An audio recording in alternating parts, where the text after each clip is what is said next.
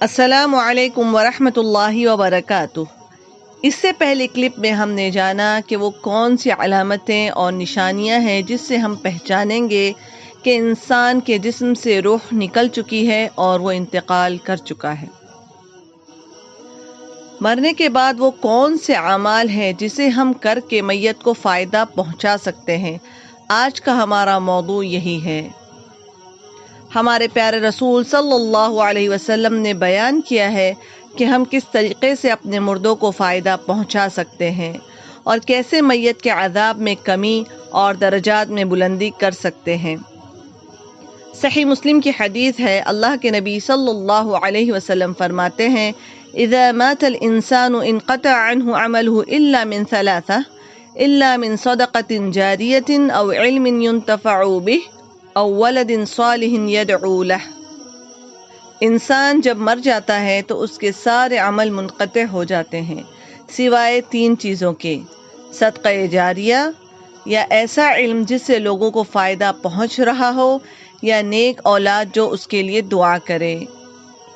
سب سے اہم یہ ہے کہ میت کے لیے دعا کرے، کیونکہ اس کو دعا کی حاجت ہوتی ہے۔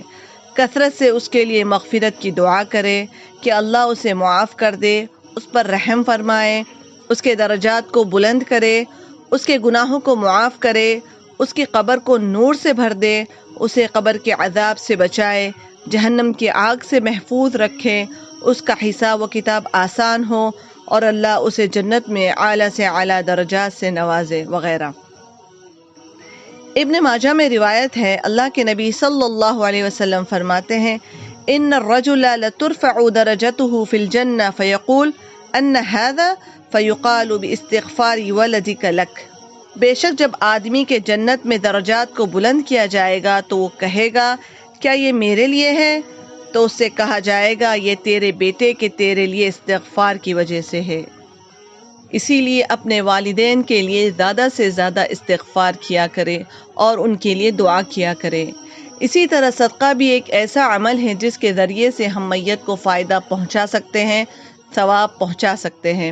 صحیح بخاری کی روایت ہے، حضرت عائشہ رضی اللہ تعالی عنہا بیان کرتی ہیں کہ ایک آدمی نے اللہ کے نبی صلی اللہ علیہ وسلم سے کہا، میری والدہ کا اچانک انتقال ہو گیا ہے اور مجھے لگتا ہے کہ اگر وہ کچھ کہہ پاتی تو صدقے کا کہتی، تو کیا میں اس کی طرف سے صدقہ کر سکتا ہوں؟ آپ صلی اللہ علیہ وسلم نے کہا، ہاں، تو اس کی طرف سے صدقہ کر۔ جو چیزیں میت کو پہنچتی ہیں ان میں سے حج اور عمرہ بھی ہے۔ زندہ انسان اپنا حج اور عمرے سے فارغ ہونے کے بعد میت کے لیے حج اور عمرہ کر کے اسے فائدہ پہنچا سکتا ہے، اور میت کی طرف سے روزے کی قضا بھی ادا کی جا سکتی ہے، چاہے وہ رمضان کے روزوں کی قضا ہو یا نذر کے روزوں کی۔ صحیح مسلم کی حدیث ہے کہ ایک عورت اللہ کے نبی صلی اللہ علیہ وسلم کے پاس آئی اور کہنے لگی، اے اللہ کے رسول صلی اللہ علیہ وسلم، میری ماں پر 1 مہینے کے روزے ہیں، تو کیا میں اس کے لیے یہ روزہ رکھ سکتی ہوں؟ آپ نے کہا، صومی عنہا، اس کے لیے روزہ رکھ۔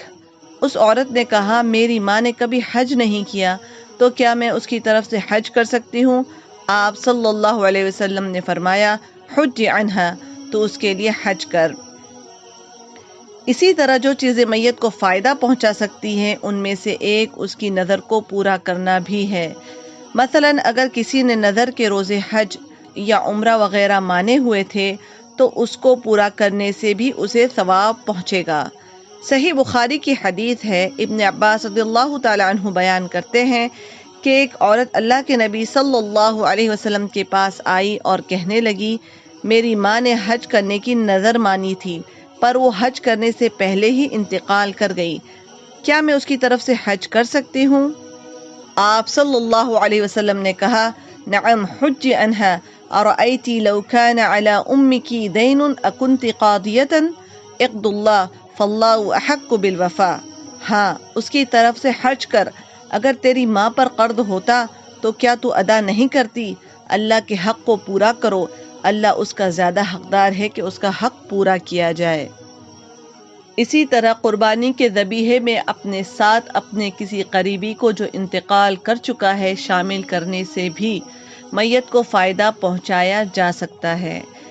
صحیح مسلم کی روایت ہے، اللہ کے نبی صلی اللہ علیہ وسلم قربانی کرنے سے پہلے یعنی چھری پھیرنے کے کچھ وقت پہلے کہتے تھے، بسم اللہ اللہم تقبل من محمد و آل محمد، شروع اللہ کے نام سے، اے اللہ محمد اور آل محمد کی طرف سے قبول کر، اور آل محمد میں زندہ اور مردہ دونوں شامل ہیں۔